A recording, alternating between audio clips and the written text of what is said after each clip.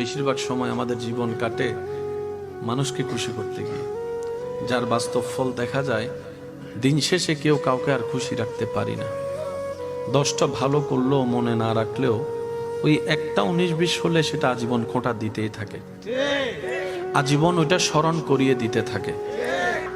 আমরা যদি সুন্দর মনের বহিঃপ্রকাশ করে প্রেম নিয়ে, রবের ভয় নিয়ে একটু বোঝার চেষ্টা করি, তাহলে আপনারা দেখতে পাবো সর্বদিকে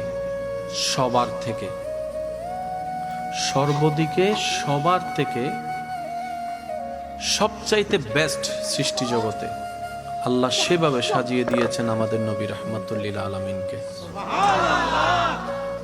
একটু বোঝার চেষ্টা করব আমরা। কত সৌভাগ্য আমাদের, কত বড় ভাগ্য, আল্লাহ পাকের কত বড় দয়া আপনাকে আমাকে এরকম একজন শানওয়ালা